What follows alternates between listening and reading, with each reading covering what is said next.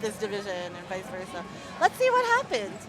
It looks like Moosey is picking the ever-violent Candy UFO Oh mix. my goodness. That is a 15. That is definitely a 15. That's not the Candy I That know. was upgraded between Ace and World. Oh, A3 and World. Oh, But okay. yeah, it looks like 3D Daryl negated most of what Moosey would be able to neutralize, what Moosey would be able to kill him on, which is Starlight in the Snow and Over the Period. I know Moosey likes those kinds of things. Moosey's amazing at turning and the jankiest things you can possibly find. So this will all come down to like how consistent Moosey and Daryl's lower MAs are going to be, and how they execute on Candy, because that's also pretty weird. Yep. Oh, it looks like potty break ? Okay.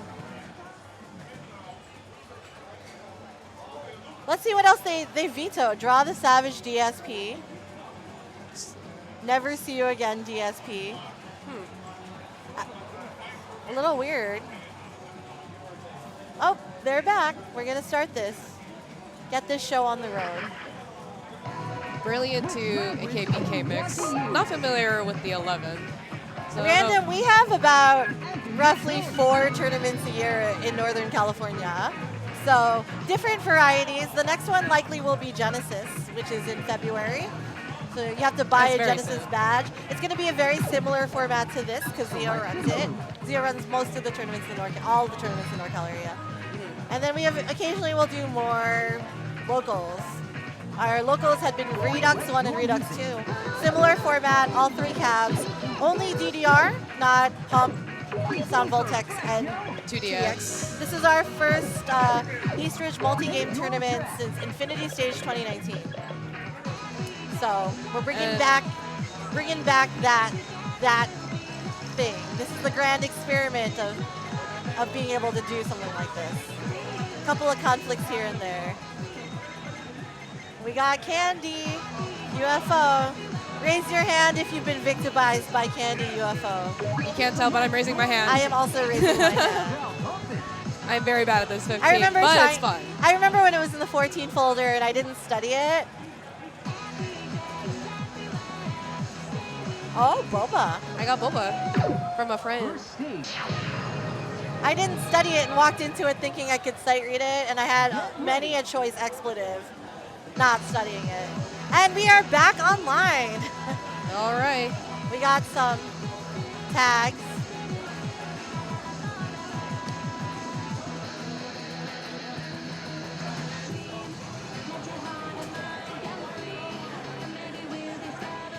"14" in multiple quotation marks.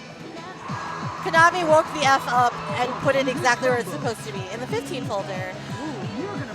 And finally, Mr3D breaks his white combo, immediately breaking his yellow combo. Still maintaining that lead, though. Moosey's still holding on to their gold combo. Perhaps I should not jinx this. Look how That's why I'm afraid of commentating. I know, commentators curse. Yeah, I've done that several times already.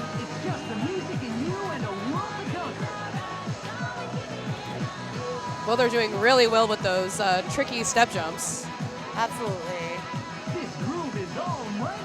I don't even know what to say. It's just it's mesmerizing. They're both locked in. Very locked in. And they're so close. What's really difficult about this chart is it's one of the A3 remixes types of charts that will penalize you if you brute force double step. I'm not saying that you can't do it. It's just much more difficult to execute it. Moosey carrying a 1x lead right now, which will increases it to 6 and takes that. Hot take, this chart is better on left. Oh, okay, interesting. Looks like both of them ran fast on this chart. Interesting. Oh, okay. Looks like Daryl took a picture of it. I'm not sure if that's a PB. Oh, it doesn't look like it's a PB. Might be an XPB. Oh, okay. That MA was smoking on both sides, though. Where are we? We're going down to 11. To Brilliant. This is to you. 3D's pick.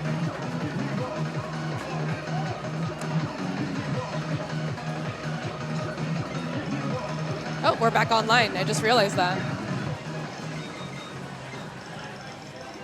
Sight reading is an amazing skill to have in these tournaments. Back in my day, this is me being old and crotchety and almost nearing 40, we had straight double elimination brackets, and we only had like 200 charts because we didn't play anything lower than ESPs. So it was all a matter of who could execute what we knew. And it's not even just sight reading these songs. I guarantee you Moosey is sight reading this one because Moosey is allergic to anything under 16. So it's not even just the newer players sight reading. When you have a forced weighted 10 to 16 draw, you see a lot of the uppers players also sight reading.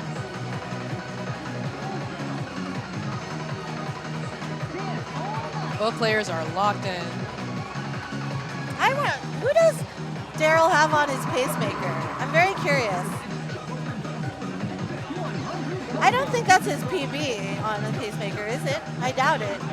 30 up at 38X on something. Daryl with the early lead on this.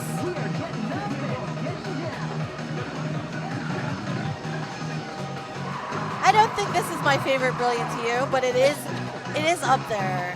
I think it's musically one of my favorite ones. It is a banger. I would be surprised if either of these players dropped a grade. I shouldn't curse that, but I am. They're still maintaining their PFCs.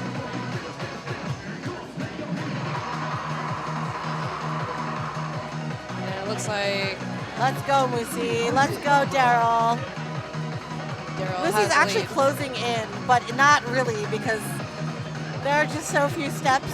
And I didn't manage to see the screen before the song started, but it's still a great side read. yeah, it's just a different tournament meta when they're not playing there. And it looks like Daryl takes it.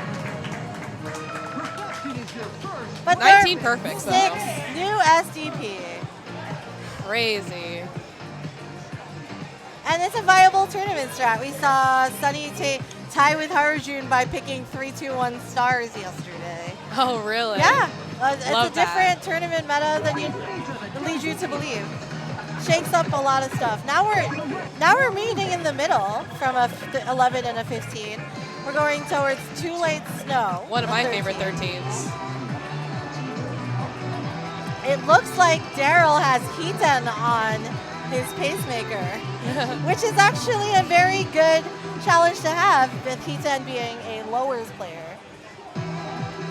So if you would like to see how you're pacing against someone with really, really good MA, that's the kind of person you want to have on your pacemaker for this one. And it looks like,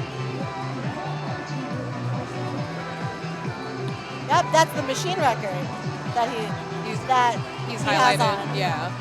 And it doesn't look like Moosey has anyone on a pacemaker. I personally put my Life 4 rivals on pacemakers. I think it's fun, and they enjoy it. So a little way of bullying each other. Let's see where we go here. Too Late Snow. This is going to decide the match.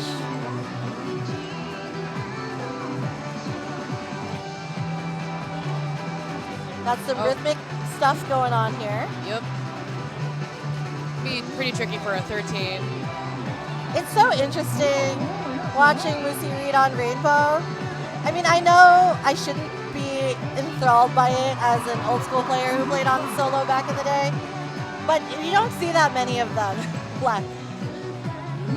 It just makes his performance, their performance, all the more impressive. Yeah, correct. And at Genesis, someone tried to screen sheet off of Moosey. Not going to name any names. And it didn't work well because they did not know how to read rainbow and they did not realize Moosey was a screen sheet, a rainbow enjoyer. So still super close, even though Daryl's broken his PFC.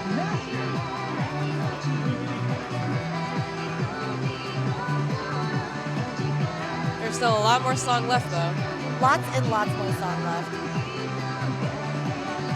There's a lot of interesting rhythms here.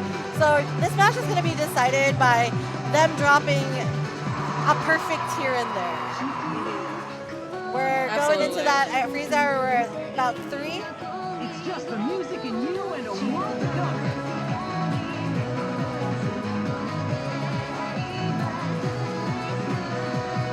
That was like by 3. Daryl was ahead by 3 at one point. It's Daryl's so close. Definitely not letting out.